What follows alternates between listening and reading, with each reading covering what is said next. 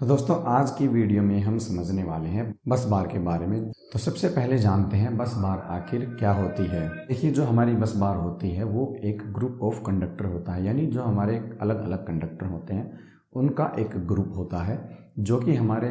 Copper या फिर aluminium या किसी किसी केस में सिल्वर या फिर सोने के भी देखने को मिल सकते हैं। बेसिकली ये एक मेटल की स्ट्रिप होती है जो कि हम केबल की जगह पे अपने पैनल में यूज़ करते हैं। अब ये जो हमारी बस बार होती है वो कौन से मटेरियल की होगी, जैसे कॉपर की होगी, एल्यूमिनियम की होगी या फिर जीआई की होगी। ये आपकी एप्लीकेशन और आपके यूज़ के ऊपर डिपेंड करता है कि आपकी कौन सी एप्लीकेशन है, आप कहाँ पे इस बस बार को यूज़ में ले रहे हैं। इन सब फैक्टर पे आपका जो ये मटेरियल होता है वो डिपेंड करता है कि आप कौन से मटेरियल की जो बस बार है वो यूज़ करेंगे। वैसे नॉर्मल देखा जाए तो ज़्यादातर जगह पे एल्यूमिनियम की जो बस बार है वो यूज़ की जाती है। जो हमारी मेन पैनल होते हैं उनके अंदर आपको कॉपर की जो बस बार है वो देखने को मिलती है, और कहीं कहीं पे आपको जो ज़्यादा एसेंशियल पैनल या ज़्यादा एसेंशियल लोड चलाने वाले जो पैनल नहीं होते वहाँ पे आपको जीआई की जो बस बार है वो देखने को मिल सकती है। तो अब बस बार का जो फंक्शन होता है उसके बारे में समझते हैं। जो हमारा इलेक्ट्रिकल सिस्टम होता है वहाँ पे बस बार का बहुत ही सिंपल फंक्शन होता है। यहाँ पे हम बस बार को एक कंडक्टर की तरह यूज़ करते हैं, यानी जो हमारी इलेक्ट्रिसिटी होती है वो एक जगह से दूसरी जगह ले जाने के लिए हम यहाँ पे बस बार का जो उपयोग है वो करते हैं। यानी कि जो हमारा एक इनकमिंग पैनल होता है वहाँ से हम इस बस बार से पावर लेते हैं, और जो हमारे दूसरे पैनल होते हैं या फिर हमारे कोई भी इक्विपमेंट है वहाँ पे अलग अलग जगह पे इस बस बार के द्वारा हम इलेक्ट्रिकल पावर को डिस्ट्रीब्यूट कर देते हैं। उदाहरण के लिए जैसे आपके पास एक ट्रांसफार्मर है, उस ट्रांसफार्मर से बस बार आती है और जो हमारा मेन पैनल होता है उस मेन पैनल का जो इनकमर होता है वहाँ पे हमारी बस बार आ जाती है, और फिर वो बस बार उस पूरे पैनल में फैल जाती है, और उस पूरे पैनल में जितने भी हमारे आगे और पैनल लगे हुए हैं जो कि हमारी इलेक्ट्रिसिटी को डिस्ट्रीब्यूट करते हैं, उनके जितने भी इनकमर होते हैं उन सभी पैनल के इनकमर जो कि हमारे मेन पैनल के फीडरों में लगे होते हैं वहाँ पे सब में जो हमारी ये बस बार होती है हमारी इलेक्ट्रिसिटी को डिस्ट्रीब्यूट करने का काम करती है। इसके कुछ फ़ायदे होते हैं जिससे आपका जो इलेक्ट्रिकल नेटवर्क है वो बहुत ही सिंपल रहता है। इसमें हमारी वायरिंग की भी ज़रूरत बहुत ही कम पड़ती है। अगर हम यहाँ पे वायर यूज़ करेंगे तो उनका गुच्छा बन जाएगा और हमारा जो सिस्टम है वो देखने में भी सही नहीं लगेगा, और इसकी वजह से जो हमारा सिस्टम होता है वो रिलायबल यानी स्टेबल भी बना रहता है। अगर अब यहाँ पे हम वायर यूज़ करते हैं तो उनको हैंडल करना बहुत ही मुश्किल हो जाता है, तो इसी वजह से हम यहाँ पे बस बार यूज़ करते हैं। तो ये हमारे फ़ायदे होते हैं कुछ बस बार यूज़ करने के। अब बात करते हैं हम बस सिलेक्शन के जो क्राइटेरिया होते हैं वो क्या होते हैं, यानी जो हमारी बस बार होती है उसको सिलेक्ट करने के लिए हम कौन कौन से जो क्राइटेरिया है वो फॉलो करते हैं, ये अब देख लेते हैं। हमारी बस बार किस मटेरियल की होगी ये हमारे कुछ अलग अलग फैक्टर के ऊपर डिपेंड करता है। तो सबसे पहला जो फैक्टर है वो होता है हमारा फॉल्ट करंट का। जो हमारा फॉल्ट करंट होता है वो कुछ कंडीशन में फ्लो करता है, जैसे शॉर्ट सर्किट की कंडीशन होगी या फिर हमारे सर्किट में कहीं पे भी अर्थ फॉल्ट जो है वो अगर देखने को मिलता है तो यहाँ पे कुछ मिली सेकेंड्स के लिए हमारा जो सर्किट है उसमें फॉल्ट करंट फ्लो जो है वो कर सकता है। और ये जो फॉल्ट करंट होता है ये बहुत ही हाई होता है, और ये हाई करंट ना सिर्फ हमारे सर्किट ब्रेकर बल्कि जो भी हमारी बस बार होती हैं और इक्विपमेंट होते हैं उनके अंदर भी फ्लो कर सकता है। बस बार के अंदर तो ये हमारे सर्किट ब्रेकर के साथ फ्लो करेगा ही करेगा, और ये फॉल्ट करंट जो है वो तब तक फ्लो करता है जब तक हमारा जो सर्किट ब्रेकर होता है वो ट्रिप नहीं हो जाता। तो जब भी हमारे सिस्टम में ये फॉल्ट करंट फ्लो करता है तो जैसा कि ये बहुत ही ज़्यादा हाई होता है तो इसके कारण जो हमारी बस बार होती है उसका जो टेम्परेचर है वो हाई हो जाता है, क्योंकि अगर इतना ज़्यादा करंट जो है वो हमारी बस बार के अंदर से फ्लो करेगा तो जो हमारी बस बार का रेजिस्टेंस होता है उसके कारण हमारी जो बस बार है उसके अंदर हीट पैदा होगी, और ये हीट कितनी होगी ये हमारे बस बार के ऊपर डिपेंड करता है, यानी उसके मटेरियल के ऊपर डिपेंड करता है। अगर इस करंट के कारण जो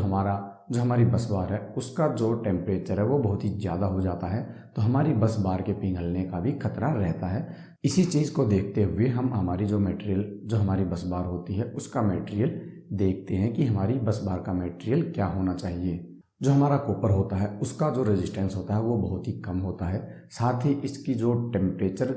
सहने की क्षमता होती है यानी कैपेसिटी होती है वो भी हाई होती है। तो ऐसे में इसके अंदर से फॉल्ट करंट अगर फ्लो करता है तो यहाँ पे ना तो इतनी ज़्यादा हीट पैदा होगी और इतनी ज़्यादा हीट पैदा नहीं होगी, तो हमारा कॉपर जो है, जो हमारी कॉपर की बस बार है, इसका जो टेम्परेचर होता है यानी इसका पिघलने का जो टेम्परेचर होता है वो भी ज़्यादा हाई होता है। तो यहाँ पे कम टेम्परेचर इंक्रीज होगा, तो ऐसे में हमारी बस बार के ऊपर कोई भी फ़र्क नहीं पड़ेगा। एल्यूमिनियम की बात की जाए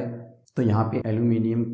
का जो मटेरियल होता है वो मॉडरेट कैटेगरी में आता है, यानी कि ना तो बहुत ही कम और ना बहुत ही ज़्यादा। इसका जो रेजिस्टेंस होता है वो बिल्कुल बीच में होता है। तो इसमें से अगर करंट फ्लो करता है तो यहाँ पे ये ठीक ठीक टेम्परेचर पे हीट होगी। तो ऐसे में हमारा जहाँ पे नॉर्मल सिस्टम लगा होता है वहाँ पे अगर हम इस एल्यूमिनियम की जो बस बार है उसको यूज़ करते हैं तो इसमें फॉल्ट करंट जो अगर फ्लो करेगा तो वहाँ पे इसके ऊपर भी इतना फ़र्क देखने को नहीं मिलेगा। तो हमारे जो हल्के इक्विपमेंट होते हैं जहाँ ज़्यादा करंट फ्लो नहीं करता है वहाँ पे हम एल्यूमिनियम का यूज़ कर सकते हैं। इसके अलावा हमारी कहीं कहीं पे ब्रास की जो बस बार होती है वो भी आपको देखने को मिल सकती है। इसकी जो कैपेसिटी होती है टेम्परेचर हैंडल करने की वो भी बहुत ही ज़्यादा होती है। इसके अलावा जो हमारी जीआई की बस बार होती है उसकी टेम्परेचर सहने की क्षमता यानी कैपेसिटी वो भी बहुत ही ज़्यादा होती है, लेकिन उसका जो रेजिस्टेंस होता है वो कॉपर और एल्यूमिनियम जैसी मटेरियल के मुकाबले बहुत ही ज़्यादा होता है। तो वहाँ पे हीट ज़्यादा प्रोड्यूस होती है और जल्दी होती है, लेकिन इसी के साथ देखा जाए तो जो इसका टेम्परेचर सहने की क्षमता है वो भी बहुत ही ज़्यादा होती है। तो ऐसी कंडीशन में अगर बहुत ज़्यादा करंट फ्लो करता है यहाँ पे फॉल्ट वाला, तो हमारी जो जीआई की बस बार होती है उस कंडीशन में भी यहाँ पे कोई ज़्यादा इफेक्ट हमें देखने को नहीं मिलता। तो सीधा सीधा समझाएं तो आप जहाँ पे एसेंशियल या क्रिटिकल लोड जो है वो यूज़ कर रहे हैं या हाई करंट आपका फ्लो हो रहा है तो वहाँ पे आपको कॉपर की जो बस बार है वो यूज़ करनी चाहिए। अगर आपका लोड मीडियम कैटेगरी में आता है तो वहाँ पे आप एल्यूमिनियम की जो बस बार है वो यूज़ कर सकते हैं। इनके अलावा एक सवाल और होता है जो सबसे कॉमन होता है, हर कोई उसको पूछता है या उसको पता नहीं होता तो उसको जानने की इच्छा होती है। ये सवाल होता है कि हम केबल की जगह बस बार यूज़ करते हैं, बस बार की जगह केबल क्यों यूज़ नहीं कर सकते। तो देखिए, जैसे कि आप जानते हैं जो हमारे इनकमर होते हैं वहाँ पे हमें पावर सप्लाई लाने के लिए बहुत ही ज़्यादा यानी बड़े क्रॉस सेक्शन एरिया की ज़रूरत पड़ती है। यानी हम वहाँ से जो हमारी मेन बस बार आती है या मेन केबल आती है उसका जो एरिया होता है वो बहुत ही ज़्यादा होना चाहिए, क्योंकि पूरे के पूरे बिल्डिंग हो गई या पूरा पैनल हो गया उसका जो करंट होता है वो इसी कंडक्टर को जो है वो हैंडल करना पड़ता है। अगर यहाँ पे हम केबल यूज़ करेंगे तो हमारी एक सिंगल केबल से काम नहीं चलेगा, और अगर हम एक सिंगल केबल भी यहाँ यूज़ करना चाहें तो इतनी बड़ी केबल पहले तो हमें मार्केट में मिलेंगी ही नहीं, और अगर कहीं पे हम ऐसी केबल बनवा भी लेते हैं तो फिर उसको हैंडल करना इतना मुश्किल हो जाएगा कि आपका जो सिस्टम है वो रिलायबल रहेगा ही नहीं। वहाँ पे बार बार कोई ना कोई फॉल्ट आएगा, कहीं आप ब्रेकर के जो टर्मिनल होते हैं वो भी टूट सकते हैं इस केबल के लोड से। तो ऐसी कंडीशन में यहाँ पे बस बार यूज़ करना बहुत ही अच्छा रहता है, क्योंकि बस बार को हैंडल करना बहुत ही ईजी होता है, बहुत ही आसान होता है। जैसे जो हमारी केबल हो जाती है बहुत ही हैवी हो गई, उसको अगर हमें कहीं पे मोड़ना पड़े तो हम उस केबल को मोड़ नहीं पाते, अगर मोड़ेंगे भी तो उसके लिए बहुत ज़्यादा स्पेस की रिक्वायरमेंट होगी, तो ऐसे में हमारा स्पेस भी वेस्ट जाएगा। साथ ही अगर हमें इस केबल को घुमाना भी पड़े तो वो घुमाने में भी हमें बहुत सारी दिक्कतों का सामना करना पड़ सकता है, जबकि जो हमारी बस बार होती है हम उसको आसानी से कम जगह में मोड़ भी सकते हैं और घुमा भी सकते हैं। इसके अलावा अगर हमें कहीं पे भी एक मोटी केबल को ज्वाइन करना पड़ता है तो वहाँ पे ज्वाइंट करना ये बड़ी मुसीबत होता है, जबकि बस बार को हम सिंपल नट बोल्ट से आराम से ज्वाइंट कर सकते हैं। वो ज्वाइंट करने के बाद हमारी बस बार कहीं नहीं जाएगी,